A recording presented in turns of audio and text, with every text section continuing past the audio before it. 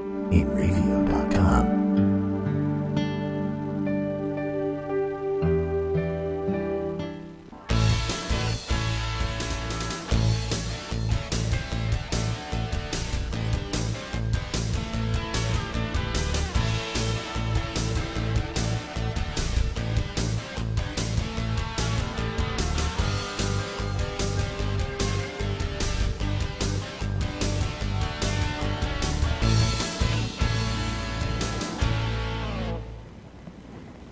Hello again, everybody. This is Joe Larson, and you're watching the 505 on Racing Show.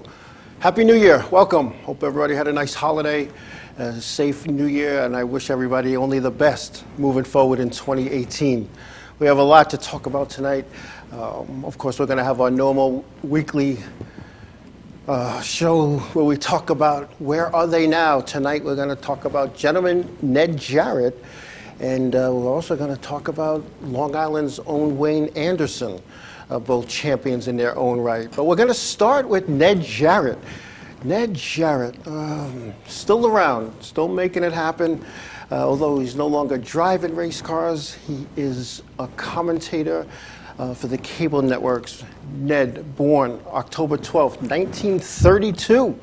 Drove in his first race car in 1952 at 20 years old at the Hickory Motor Speedway in North Carolina in a Sportsman Division car, which is now known in the NASCAR ranks as an Xfinity Series car. The car was co-owned with his brother-in-law and finished 10th in that first event. Ned's father was not too pleased and told his son no driving. Kids back in those days were a little different. They did what the parents told them, so Ned agreed to let his brother-in-law drive the car until his brother-in-law was sick one evening and could not drive. Ned hopped in the car under his brother's name and finished second under his brother's name. Now, his brother-in-law, while finishing second, Ned turned out to be a really good chauffeur, so his brother-in-law decided to let him keep racing and use the brother-in-law's name. Mom and Dad showed up at the racetrack one night to see the brother-in-law race, and the brother-in-law's name wins the race, and when the driver took off his helmet in victory lane, it was Ned.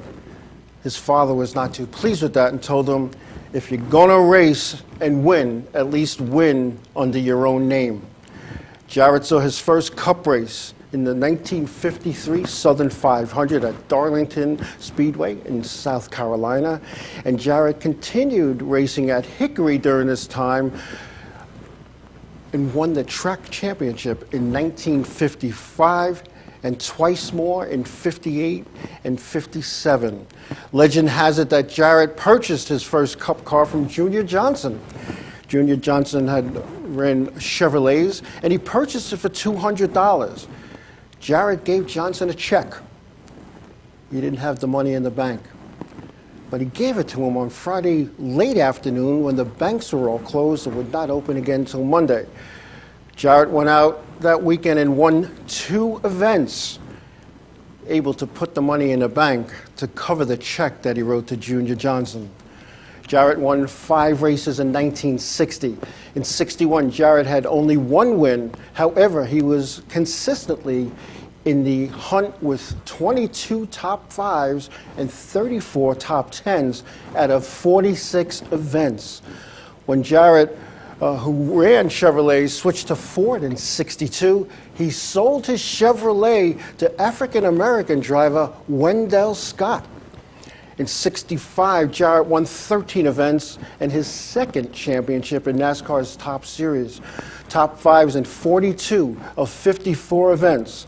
That year, the Southern 500 saw rookie David Bernstein die after being hit by 2 other cars on the racetrack. Cale Yarborough went airborne over the guardrail, landing in the parking lot. Jarrett won the race with the second place driver 14 laps down.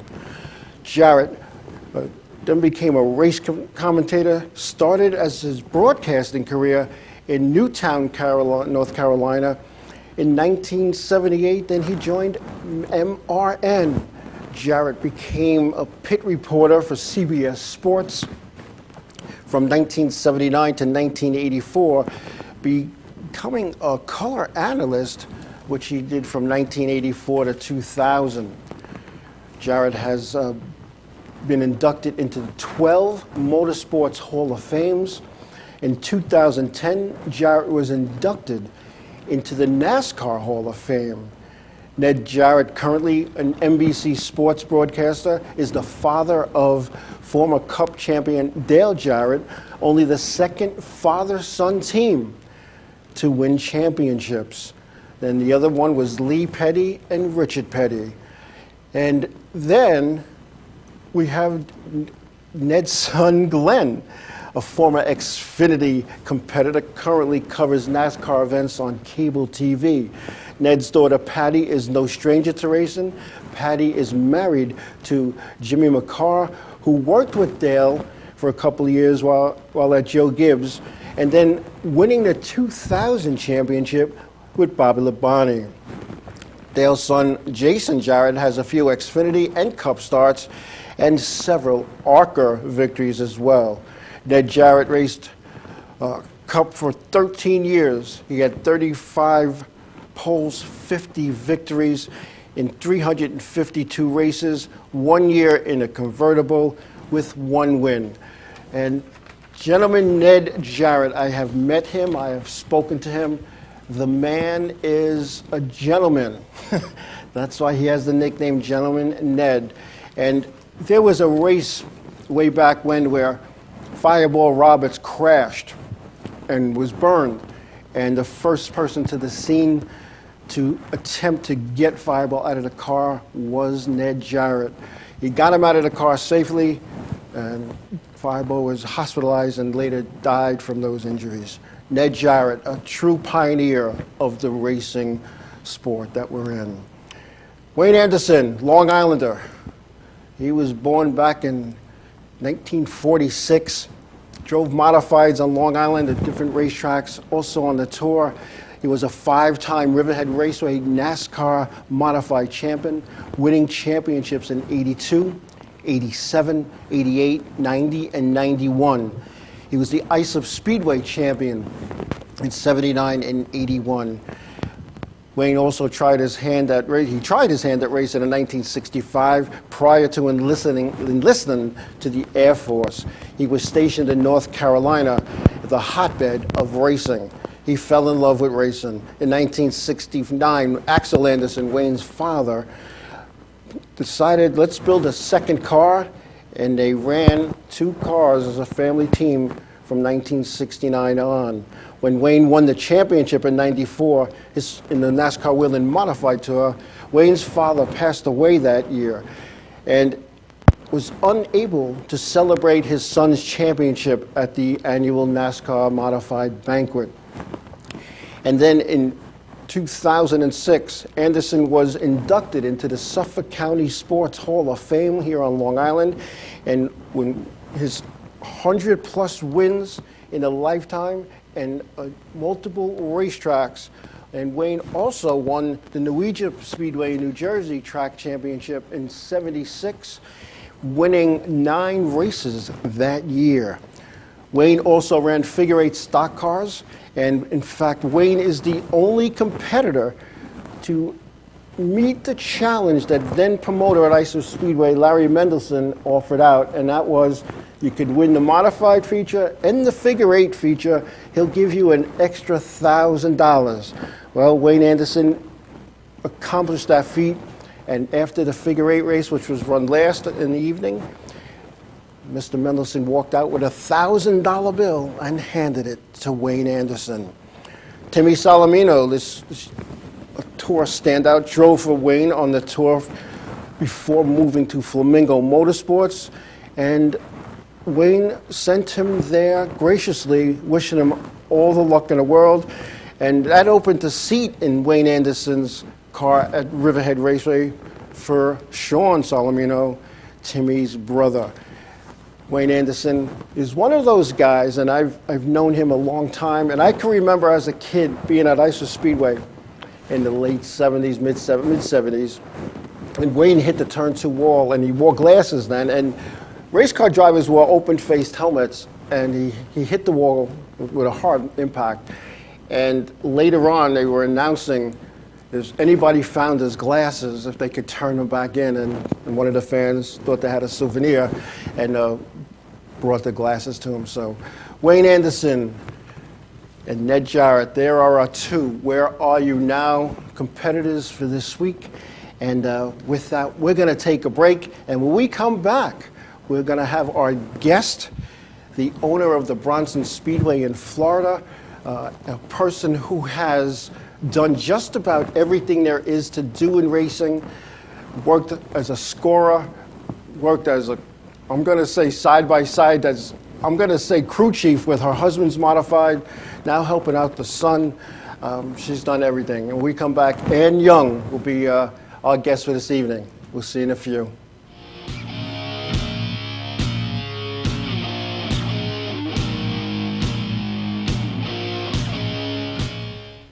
Hey, what's... Oh, I said was going to say what's up for some reason. Hey, we're Set It Up, and you're watching the Inravio TV network.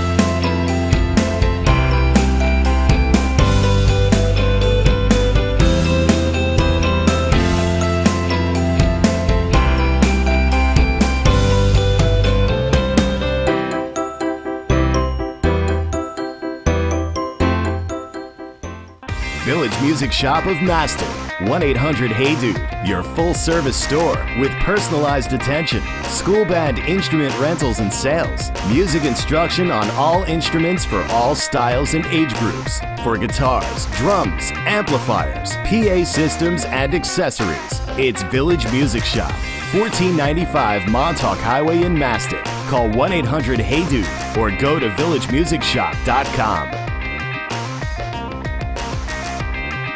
Hi there, this is Buddy from Less Than Jake, and you are listening to Inravio TV. You're probably watching it too.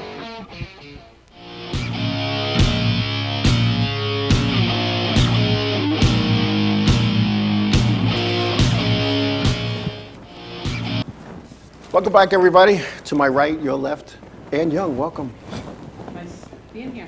You know, it's not every day that I have a track operator come to the show, and I don't know if you came all the way from Florida or from your Long Island home, but I thank you for taking time out of your schedule to come here. Well, I'm presently in New York. We start our season again in February, so we'll be traveling down there. Matter of fact, I'm on my way down for January 20th. The Villages Racing Club has invited me to be inducted into their Hall of Fame. Nice. So I'm kind of interested. I'm excited about that, and Ernie Irvin's going to be the keynote speaker. So Okay, Ernie Irvin, yeah. I'm pretty happy to be in the company of Ernie Irvin. Well, you know, you've been in this business, this sport, whatever we want to call it, for a long time. And you go back to the Ice Speedway days. That's where I grew up. And, you know, like many of us. And I guess that's where you met your husband, the late Chris Young. Yep. And I remember as a new guy in figure eights, and Chris was the guy that everybody wanted to be like, because he was good. And I remember talking to him one day, and I knew nothing. And he had these books and all this stuff written down, and he let me look at his books and of how to set ups and what to use and what, you know, was he always that intense? Oh, yes. We still have the books. You still have the book. We still have the books. I love it. We have the date. We can probably tell you the temperature of the car. Mm-hmm. He was a true racer's racer. That He was. his true passion in life. He was. And, you know, it's funny, back when you were the chief scorer at Riverhead and I was the the Chief Stew or not. And we had that dinner at the LaGrange, and we have some pictures that we're showing people that we found that we dug up. And we were talking, and I remember saying to Chris, I said, man, one day we should just trade places. You should be me, and I should be you. And we joked, we laughed, and then Saturday night, he was like, you have your stuff? I always have my stuff. And he let me take his car out and practice. And there's a picture of it in the reel. And a lot of guys thought I was just going to stuff it in a wall or just putt around, but I had some okay lap times and having never driven a modified. Well, if you can drive, you can drive. That's what I said. Half of it is getting in, strapping in, and having a little confidence. And I never drove something with that much horsepower. So there I was, and Chris had that handle with the hand grip, and I thought it was some fancy thing to adjust stuff. And I said, Chris, what's this for? He goes, that's to hold on. Hold on. You're gonna need it. And I always leaned forward as much as I could, and I hit the gas, and my head banged against the bar. And then when I hit the brakes in the other end, my head snapped down. And after like 4 times, I said, I think I better keep my head back and hold on. But we had some fun, and now your son Christopher, very successful racing. That's one of his legend shots and wins at Riverhead. How did you feel when your son said, Mom, I want to go racing? Well, he didn't lay that on us till he was about 13.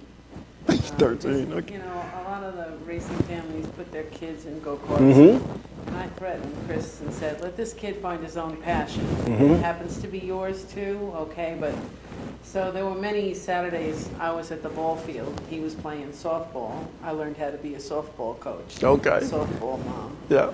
And we'd go to the races afterwards. But he came home from school one day, and he was just about 13, almost 14, and said, I want to race a Legends car. Yeah, okay. And I know how to do it. What do you mean you know how to do it? Well, he'd already been on the phone to 600 Racing in North Carolina. And, Mom, Dad, it's only going to cost $500. Is that all, Christopher? $500? That's just to race. But it's how many miles between here and North Carolina? It's a little more than $500. But, Mom, really, I really want to do this. And, oh, here's my report card. And it was straight A's. Wow. That's kind of hard to argue with, so I said, Chris, we're going to have to, Dad and I need to talk about this, and we'll get back to you. Hold on to that thought. The child called 600 Racing probably every day for the next month or two. Wow. When we said, okay, well, we're going to do this for you, we're going to go for it. We knew nothing about legend cars. So about 2 weeks before we were getting ready to go, I said, Chris and I spoke about it, and I said, I think I'm going to give Mike Kalanoff a call. He's down there in North Carolina. Maybe he can guide us a little bit. So we called Mike Kalanoff, and he said, bring him to me. What do you mean, bring him to you? Bring him to me. I'll put him out there on Concord. I got a guy, I'll put him in a car, and we'll see how he's going to do. I said, I'd like to make that decision, Mike, but this kid's been talking to 600 Racing. He actually wrote an itinerary for them, for their school. So I'm going to have him call you. Long story short, we went with Mike Kalanoff. We got down to Concord. We put him in a Kyle Beatty car, and Chris and I went and sat in the stands. And we just turned him loose. The kid had to learn how to drive a standard shift in the driveway before we left. He was 14. Right. By the time we got to the end of the test, Kalanoff, I didn't know if he was just telling us that to feel good, but he said, I think this kid has some talent. I coached him, he never spun it out, and within half hour, 40 minutes, he was up to track speed. Nice. So we went to lunch. Kalanoff gets a text from Smoke. How did your legend test go? He shows it to Christopher. Christopher goes, Mom, Tony Stewart knows me? No, Chris. Tony Stewart knows Mike Kalanoff. Yeah. And the rest, they say, is history. There you go.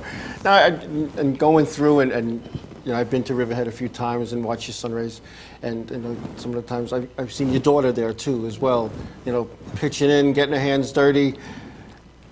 How hard is it to keep the family intact, where one person's doing one thing, one person's doing another thing, and you're running a racetrack in Florida. It's probably one of the most challenging things I've ever had to do. It's not easy to put Bronson Speedway together and fly back and forth and have a kid in college and, you know, Chris passing. It's been a challenging last couple of years, needless to say.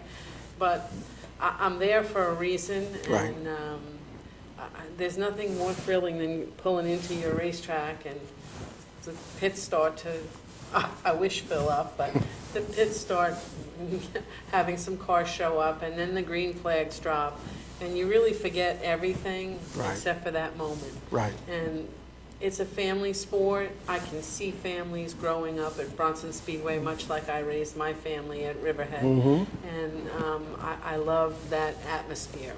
There's a camaraderie, there's a true closeness. Right. And, you know, we're going to keep going as long as we can go to make it happen. There you go. Now, you, as I said earlier, you've done just about everything there is to do in racing. And I don't ever think I ever saw a night that your husband Chris was at a racetrack that you weren't by his side. Always there. And you were part of that team, and then you decided to make that foolish move like I did and put on the official's shirt at a racetrack where your hands were tied, and you couldn't do it right, and no matter what you did, and you know, it was like we were officiating based on the ledger sheet of the people involved, and which made it difficult. But somehow we got by and through that. Well, my part of what I needed to do was black and white. Right. Usually it was the score that was wrong. You need glasses, you're blind. Yeah, you're blind. You know, I really won the race. No, you were 3 laps down, actually. But, you know, you were fast there for a little while. Yeah. So my job there was really to do the best job I could do to keep score. And I knew what I brought to the table was I knew the passion behind the driver strapping in. Right. So I wanted it right. And the team that who taught me the best, Morris Metcalf, God rest his soul. Yeah. You know, Thelma Featherston, she's still down there in Florida, you know, driving her golf cart around. Yeah. Judy Atkins, who just actually passed 2 weeks ago. Yeah. 2 weeks ago. They grew me up. I grew up there, and I loved what I was doing, and I wanted to give the best back. And that's kind of how it happens. Yeah. My other career happened to play a few roles in, I was an RN, I'm still an RN, and you know, there's been times where there's been some pretty nasty accidents, and some people actually got a few more years of life. Because of the training that I had. Right. It's not because of Ann Young. It's because of the training that I Yeah, have. okay. And, you know, when I see those people and I'm able to give them a hug and they come to Bronson Speedway, are you listening to me, Wayne Anderson? It's time for you to come to Bronson Speedway. I'm just thrilled that I was able to use the skills and the training that I had to preserve a life. Yeah, and I remember that night with Wayne Anderson where I heard somebody yell, "He's blue and he's not breathing," and then like an angel from heaven, you were like there. And you took charge of that whole situation. You kind of pushed the EMT guys out of the way, and if I remember correct, we paddled him. Oh, we did. Yeah. He had sudden cardiac Yeah. classical symptoms. And whenever I retell the story, I had just recertified my AED training for my job. And, you know, I tell Wayne this, that I don't know, had I not just done that training, if I would have went right to the AED, but I did. Bobby Bader was with me. I said, Bobby, go get me the AED. And I started CPR. I can remember Joette screaming, I don't want to see her do that. Right. But I cut his fire suit off. I didn't like that fire suit anyway, so I was kind of happy to cut it off. But we did defibrillate him, and he did wake up, and he said, "Man, I just told you I was a little weak. I want to get up." "No, you're not getting up, Wayne. You're not getting up. You weren't a little weak. I've been doing CPR on you. You're going out of this trailer feet first in that ambulance." And praise God, he's still living to talk about it. Yeah, let us talk about it. And there was a few people he helped along the way, and And that, I always worried, like, what would I do if somebody got hurt? I'm in charge of the race. What do I do? And that always bothered me. And anytime there was a situation, it was like, I'm telling you, it was like an angel swooped you out of the score box and threw you down on the racetrack. Well, everybody there, I grew up at that racetrack, and most of the drivers, if they started after I started or they were there forever, they were part of family, and it was what I was trained to do. So for that, I used to cringe when things would happen because I had to go and do what I could do. Right. After Wayne's incident, I can remember coming back the very next week. This is not a lie, the very next week. And Mike Cappiello saying to me, Ann, please, if ever anything happens to me, please come and help me. Well, that night, Mike Cappiello was hit by a monorbike. Yep. I was in the spotter stand for Chris. It was hot laps going on. They were getting ready to go. I don't know if it was a heat race or a feature. And when I saw Mike Cappiello fly up in the air, I could not believe what I was seeing. It happened in slow motion. That's how I remember it. And everybody in the starter stand turned to look at me, and it was like the sea was parted, and I thought, oh my God, I got to run down there and do this again. But praise God, Mike was good. Absolutely. A couple fractures and surgery later, and a real will to get back to the racetrack, and thank God he was okay too. That's what we do in Uri. It is what you do. A lot of people thought I was nuts after I had my foot ripped off back in '96. Why would you want to even go back racing? I said, because that's what I do. And I wasn't that good. It wasn't like I was battling for championships or trying to add to my win total. To me, it was just a Saturday night with my friends. That's exactly And right. and then when I got injured, I couldn't believe the outpouring that people came to my house. There were drivers that we fought every week in the pit area or the parking lot were at my house. It's a family. It really is. Like your brother, you fight with him all the time, but you're still having him for Thanksgiving. That's exactly right. And I look back on those days, and there were no better times. Sometimes at the moment, it seemed like it was rotten. But when you look back, all the bad stuff disappeared. And that's a good thing. I agree. Anyway, we're going to take a break. If we come back, we're going to ask Ann what made her purchase a racetrack when we come back.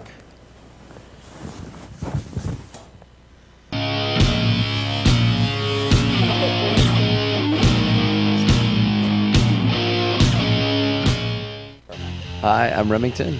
I'm Emerson. And I'm Sebastian. We're Palais Royale, and you're watching Inravio TV. There we go. The world of advertising has changed. Radio, TV, and newspaper revenues have declined drastically. Why? Because businesses have realized that advertising return on investment isn't what it used to be. So what can we do about it? Well, that's easy. Advertise online. Own a local restaurant, real estate agency, or even a national retail chain? Whatever your business, Inravio can get your message out there. And we can do it at a fraction of the cost. Call today and see the difference for yourself. This isn't TV. This isn't radio. This is Inravio.com. Hey, this is Chris Les Jake, and if Inravio.com spots you at an event wearing this bracelet, they will give you $100. Village Music Shop of Mastic. 1-800-HEY-DUDE. Your full-service store with personalized attention, school band instrument rentals and sales, music instruction on all instruments for all styles and age groups, for guitars, drums, amplifiers, PA systems, and accessories. It's Village Music Shop, 1495 Montauk Highway in Mastic. Call 1-800-HEY-DUDE or go to villagemusicshop.com. Hi, this is Mike Jarecki from My Race News, and you're watching the Inravio TV network.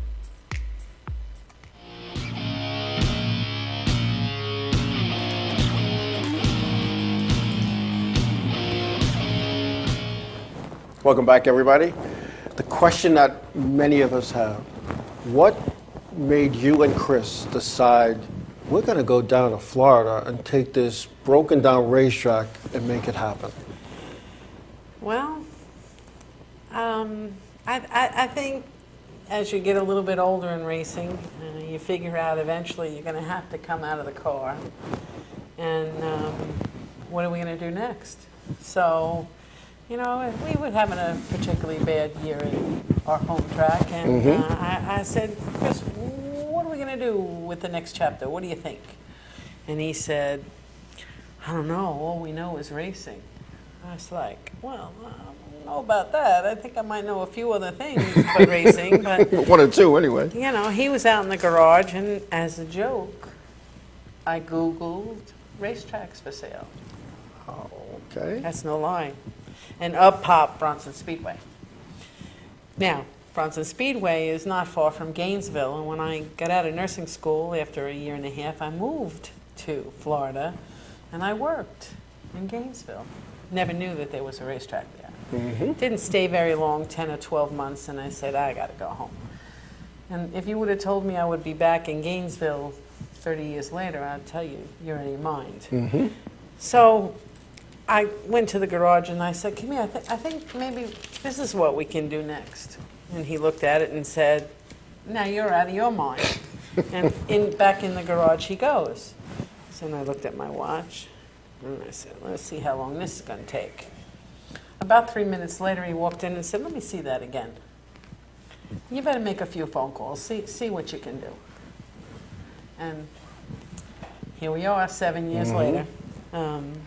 This was a retirement project. Right. Okay, he was going to come up to retire, and after that he was always going to be doing something with a race car. And the sun was coming up, he was going to do something with a race car, so we might as well go where it's warm, might be able to race a little bit longer and see what happens. But life happens. Yeah.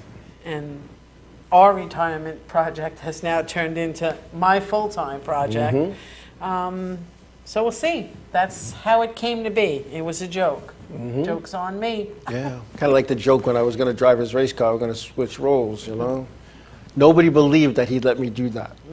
He put me in it one time, too. I remember that. He's crazy. He said to me, He puts me in his car, in his fire suit, with his helmet and his gloves, and then they let other people on the racetrack with me. And I'm thinking, I gotta get out of here. I almost killed myself. My foot slipped off the gas, off the clutch. Now I'm heading at the fence. Was not good. Never getting in again. you know, when I strapped in, somebody said to Chris, what if he wrecks it? He said, you can't do any worse damage than I've done to it. And as they're pushing me back, I was like, what if I do wreck this thing? I'm going to have a bill at over speed. He'll fix it. But, you know, there's a Chris that many people at the racetrack didn't know. He was a shy guy for the most part. Yeah. Most people didn't know that. Coming to your house with my kids, that we had a party that time, and he went out to the garage. My kids were sitting in his car, and it was like he was God to the kids. And I was like, that's not the Chris I know. He doesn't talk to nobody. He just goes, races, and goes home. That's kind of what his MO was. He's a shy type guy until you give him a few beers. Then he was really good at loading the gun and putting it in your hand. Oh, and yes. seeing if he can get you to pull the trigger. But that was few and far between. But he was all business. When he's at a racetrack, he's all business. Yeah, and, definitely. He was kind of tough to keep up with, but You did a good job. I did the best I could. That's all we It's what he can do. loved. It was his passion, and I wanted to support what he wanted to do. And when I had to keep getting my hands dirty, I told him, you need to find somebody else. I'm not changing tires. I'm not doing that anymore. You need to find somebody to do that. Right. Okay? Now, a lot of people that watch the show, and some that don't, they think to run a racetrack, all you do is just show up on Saturday afternoon, open the gate, and hope they come. I used to think that, too. I really used to think that, too. There's a little bit more to it, huh? It's far from the truth. I can tell you that Barbara and Jim Cromedy taught me many lessons in the years that I worked for them. I worked at many racetracks in New York and on Long Island. I worked at every track on Long Island, West Hampton, Riverhead, Islip. Then we went to New Egypt Speedway and over to Pocono, and so I had a variety of people that were involved up in the higher levels making this happen. And I thought I knew a lot. And I do. I do know a lot, but I know even more now. And it's not just show up, open the gate, and they come. And it's not like that now. 20 years ago, it could be like that because there were cars and cars and cars. Everywhere. America was in love with the automobile. So to get some kid that wanted to get involved was easy. Right. America is in love with this now. Right. So we are all challenged with how do we bring people back to the races? How do we get them excited to watch what goes on a racetrack? Right.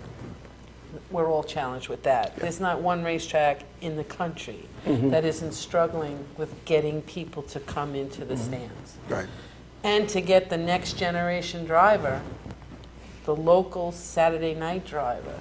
I used to tell my son, I still do, 43 cars start the Daytona 500. 43 out of the entire country. The best racing that you're going to see anywhere is as a local Saturday night, hometown, grassroots racetrack. Absolutely. Those guys have more passion than you can shake a stick at. And the families that come with them have the same passion.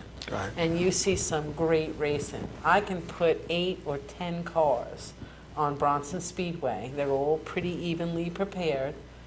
They're affordable divisions, and you will see racing like we saw back in the day. Back in the day, yeah. And that's what I sell at Bronson Speedway. I sell peanut butter and jelly. I call it a peanut butter and jelly track. Okay. You're going to be able to come in, $25 to come into the pits. $12 to go in the front gate. If you're smart enough to watch Facebook, you probably can get in for $5. If your drivers, like my drivers, I hand them out my business cards and say, bring new fans. Here's $5 tickets. Do something to help me put people in the stands to pay you to do what you love and what I love to watch. The expense of owning a racetrack and the responsibility of making it happen is intense. It's intense. But when you have a great Saturday night and you have a great race, that's why you get up on Sunday and say, we need to do it all over again. That's right. It's so true. And I've officiated at many racetracks across North America, Canada, Mexico, out west. And part of that was because I worked for NASCAR and I did Cup and Xfinity and the Camper War guys and the K&N and the Modifieds. And I look back and I knew I wasn't like a driver, and an opportunity came to be, all right, I'll be an official. And I just wanted to be, at first, became an official because I was still on crutches and I still wanted to go to the races, but I didn't want to pay to get in. I'm in. And then, unfortunately, Walt Detzel had that tragedy. And I was in the right place at the wrong time or the wrong place at the right time. And I was thrown into something that I had no desire to do. And It's a tough job. everybody hated me. I know. I know they did. They hated me. Who wanted to shoot me? Who was going to blow up my house? I can tell you, any race director, most of the time, if they're hating you, you do one of two things. You listen to why they're hating you and figure out, is there something I need to switch? Or you figure out, I made the right call and that's why they're hating. Right. But you haven't lived until you're a track owner and a race director. Yeah. That's an interesting. You'll see if you come. I run the drivers' meeting just like you used to run the drivers' meeting, and we talk about tires and we talk about soaking and we talk about banging and hitting and intentional, and I remind everybody you're not going to win the race on the first race, and this really isn't my first rodeo. Right. And when I need to make a call, I'm going to make the call, and you're going to probably kick me on the way out the door, and I'll say thank you and hope that you come back. See you next week. The difference in Florida as opposed to Riverhead, there's a racetrack within 2 hours of Bronson Right. Speedway. You can go dirt, you can go big track, New Smyrna, you can go big track, DeSoto Speedway, you can go to Auburndale, you can go to 417. There's plenty of places There's to options. go to run. So I try not to make people angry, but you still have to stay to the core value of, no, you did not win that race. Right. You hit him. The race kept going. The third place car passed the two of you on the last lap. No, we don't go back a lap because the caution didn't come out. So you make some tough calls, Yep. and sometimes you're watching the race. I do videotape it. I do look at the videotape because most of the time when I make a call, I make the right call and the videotape backs me up. But we've had made, we're all human. That's why they put erasers on pencils. I've always said that. We do make some bad calls sometimes. It happens. And when we do, we need to apologize to the competitor. We made a bad call. If my officials make a bad call, sometimes I make up for it at the pay window. I might be paying 2 first places that night, but we try not to, and we just remind everybody that there's an eraser on a pencil for a reason, and not to make any really bad calls. At Bronson, I have a skeleton crew, and we all work together very cohesive as a team. So my starter, my tech guy, myself, my safety guy, the guys on the track, the girls up in the tower, we're all watching the same thing. And if it's a questionable thing, we're on the horn to each other. What do you think? What do you think? What do you think? What do you think? What do you think? And most of the time, I don't even really have to make a call.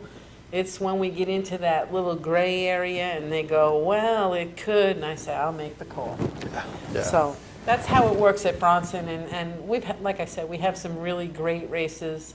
The guys and gals that show up, we have a 16-year-old little Cassie. She was 14. She lied when she first came to Imagine Bronson. And I believed her, but let me tell you what, this kid can wheel a car. I got a 13-year-old that's in my Strictly Stock division. He's been racing since he's 5.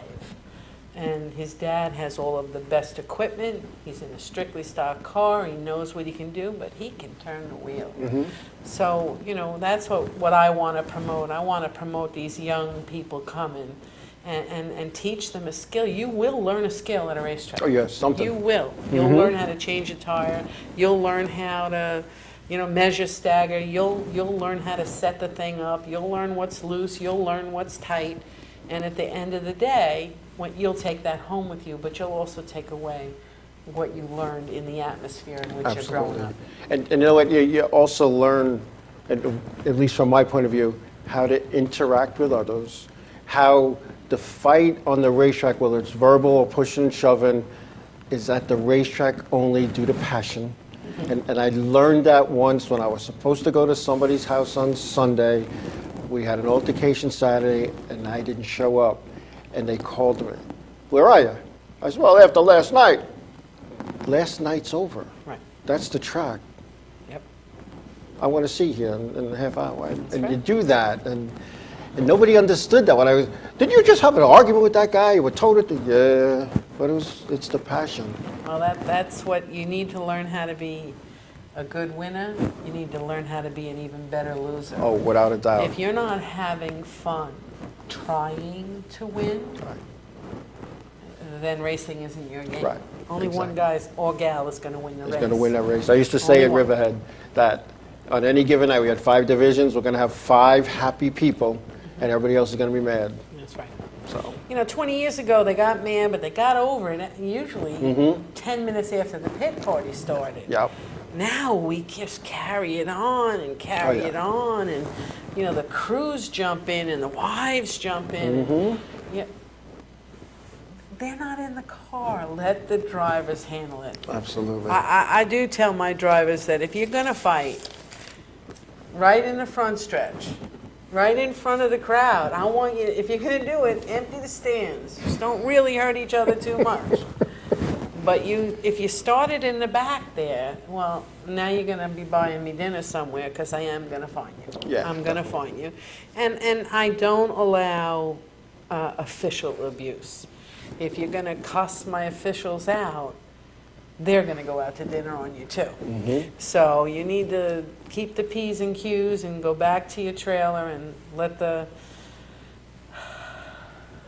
and then come. And if you still have a complaint, we do need to talk about it, and we do need to address it. Absolutely. And that's how we do it at Bronson. Yeah. Anyway, before we take a break, I want to offer condolences to 2 Long Island legends in motorsports, one being Jack Merkel, who is a drag racing enthusiast, built drag racing motors for some of the top teams, and also made some motors for some of the teams that ran circle tracks on Long Island. Jack Merkel, I knew him well. In fact, he built motors for a couple of my good buddies that drove not only late models and Chargers, but modifieds as well. So Jack Merkel, you would be missed.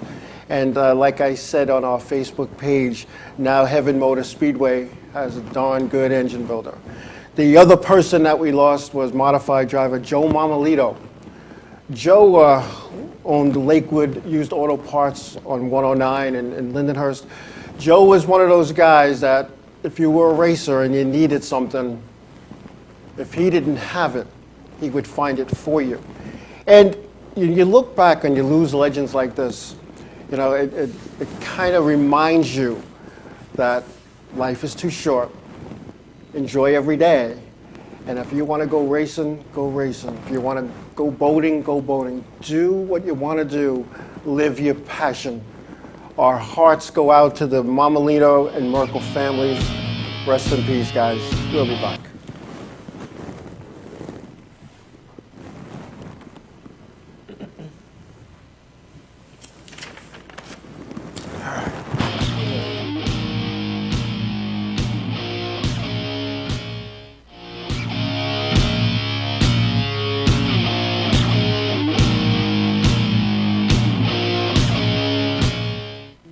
Hey guys, this is Jibs from Ocean's 8, Alaska, and you're watching Inravio TV Network. Hey, I'm Raul Panther. And I'm Commander B. Hawkins. And I'm Mark Well. We're some of the proto men. If we see you without this bracelet, you get punched in the But if you have this bracelet from Inravio.com, you can win $100.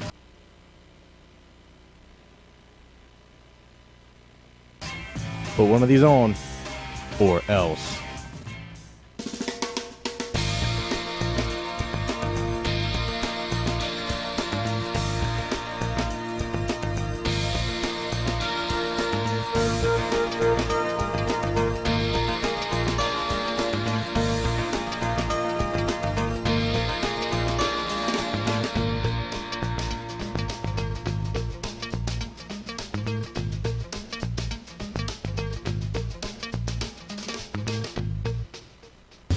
What's up, guys? This is Assuming We Survive, and you're watching Inravio TV Network.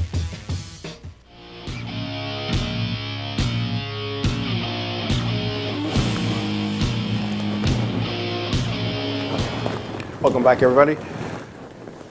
During the break, we were talking. You have some stuff coming up and during Speed Weeks, but you also had that race last year that you started. It was almost like the prelude to Speed Weeks. Tell us a little bit about that. This will be our 3rd annual. Last year was the 2nd one, and I really wanted, and even Chris wanted, to get the tour-type modifieds to come to Bronson Speedway. The only time that they race in the state of Florida is during Speed Weeks. And in the past, they had raced on the Saturday as Speed Week started. Excuse me. But their New Smyrna Speedway schedule has changed a little bit. The K&N is now there on the weekend. So I said, let me bring them for Saturday at Bronson. They're coming from the north. They can pass me, because you have to come past Bronson to get to New Smyrna. You just make a little diversion. Yeah. And let's see if we can get them to come. So this is our 3rd annual. Last year, I really wanted these guys to leave Bronson Speedway with a couple of dollars to carry them into New Smyrna Speedway in the Speed Weeks. But of course, they couldn't carry a couple of dollars out of my pocket because I'm pedaling as much as I can to keep what I'm doing at Bronson. So at the last minute, I put up a GoFundMe page, and it was probably one of the best things I did, because from that GoFundMe page, my goal was $2,500 to help cover the cost of the purse. We ended up making $3,179. So the extra money I put into the other divisions that were racing that night and the next day. I got kind of beat up a little bit in Florida because why am I paying all this money to the tour guys? And I tried to tell them that all this money came from sponsors, special awards, not out of my pocket. And if I had that money, I would pay them the same thing. However, the excitement that the tour brings, those tour type cars, and it was a 10 race, 10 guys? We had 10 cars last year, amazing. 6 cars the years before, even amazing. Because of the guys that showed up, the way the cars go around Bronson Speedway, it's amazing. So this year we are doing the same thing. So I'm going to plug my GoFundMe, $20 for a lap. And if you sponsor a lap, I also give you a $12 grandstand ticket to come in and watch the race. So if you give me 20, I give you back 12. Somehow, it's a good deal. And everything that comes through the GoFundMe page will be paid to the drivers that are racing on Saturday and Sunday. So for example, last year, Jimmy Zacharias won the race. And Matt Hirschman and Ryan Priest put on a heck of a show up there in the front.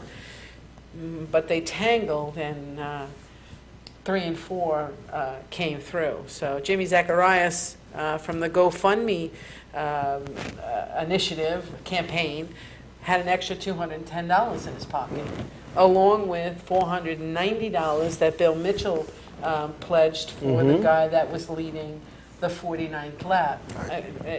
My heart was so warmed last year when Billy called me and told me he was going to do that. And he was Chris's longtime engine builder. Yes, he was. And friend. And friend. And he's still on the phone with his son today. Chris Very and good. Billy still exchange ideas. And on any given Saturday night at Riverhead, Billy's on like speed dial. So it's kind of nice. And so Jimmy really made out pretty good. Yeah. His crew chief got the winning crew chief award from Lou Maystreet, who had the award for Joe DeGangi, $150. And the GoFundMe put the other $150, because that was what the award was going to be from that money that was collected.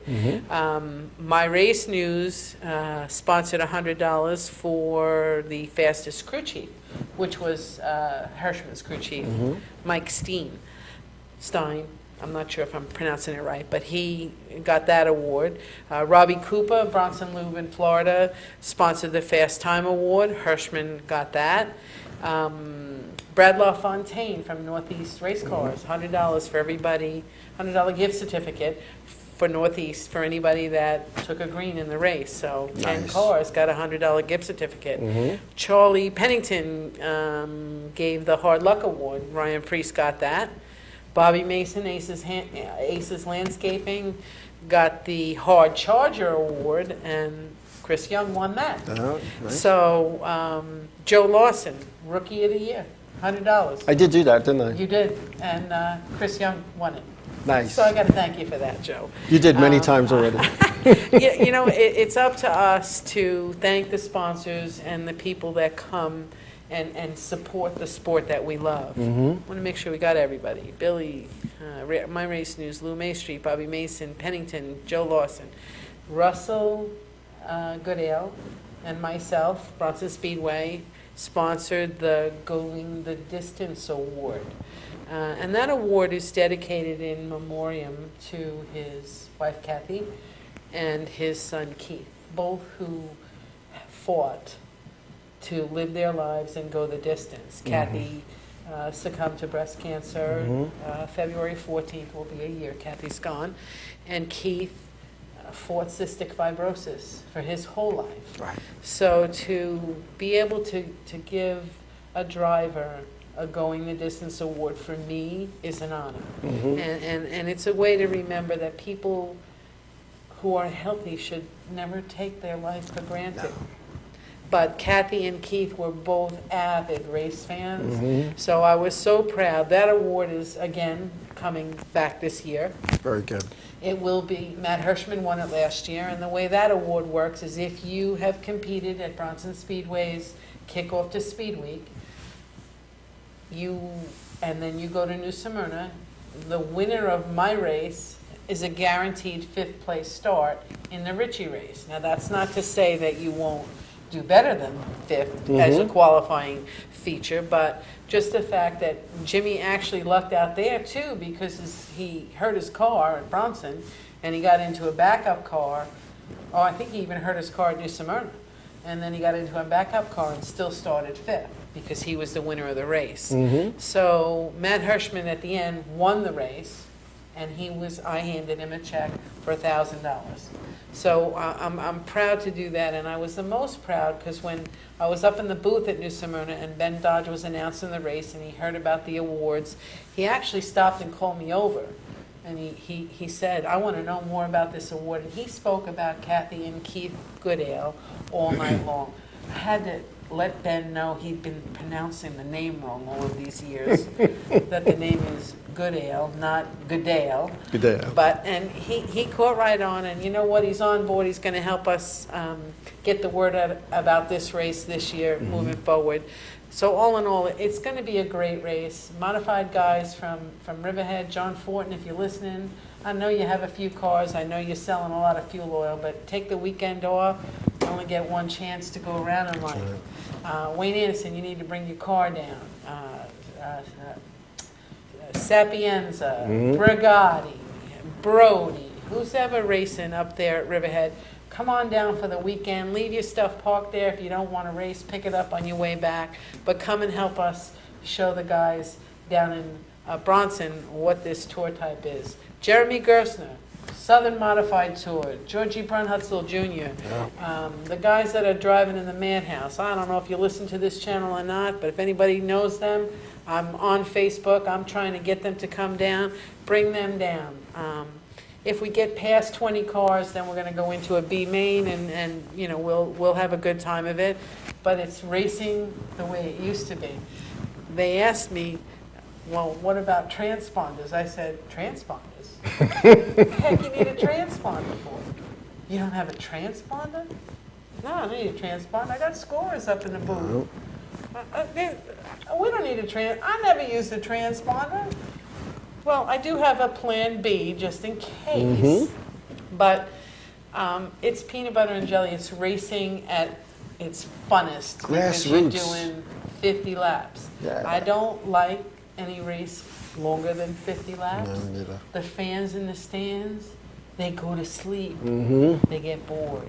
You come to Bronson Speedway and it's 50 laps, you are up on that wheel the whole time. Nice. We have high banks. You're going to come off 2 as a rocket. If you don't get in and get on the flat down there in 3 and 4, you ain't going nowhere.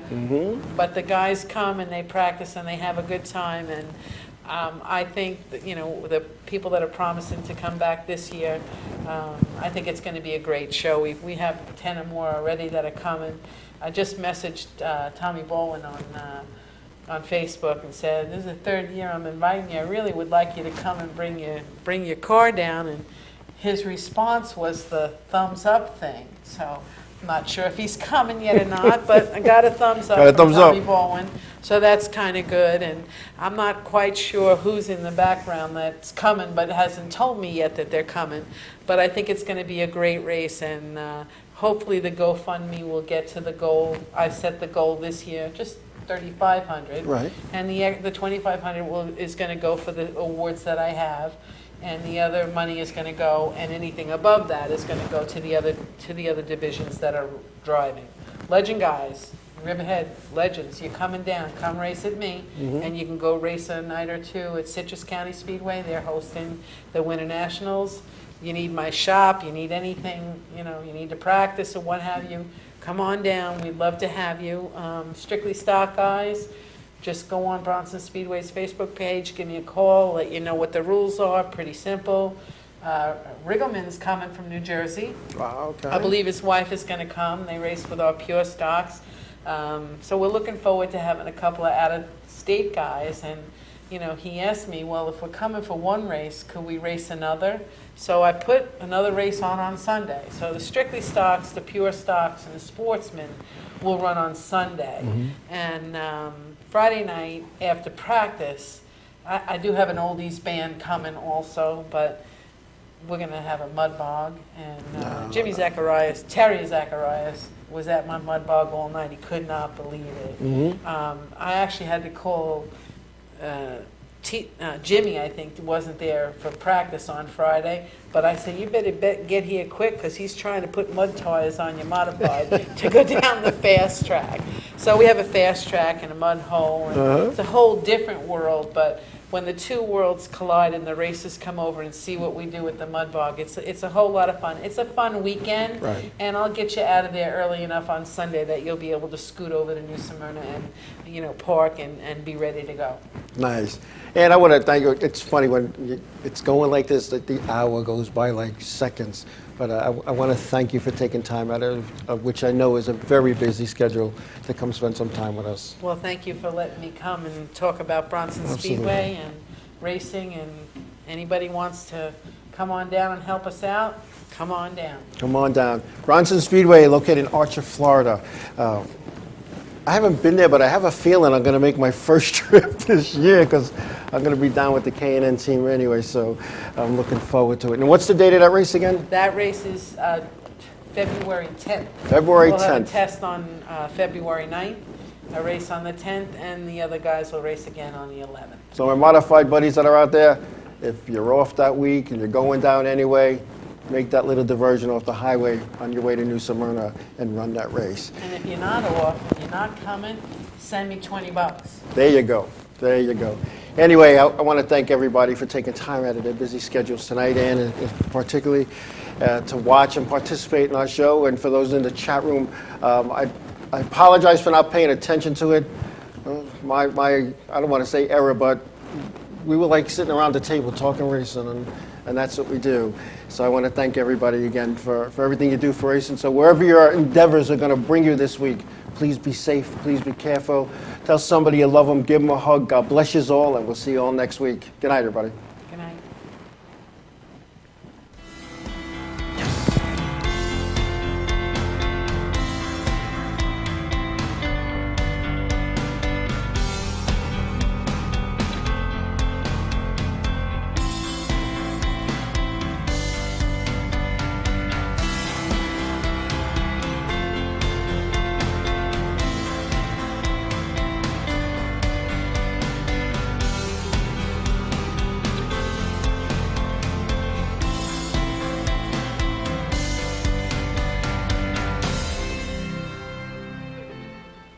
Inravio.com.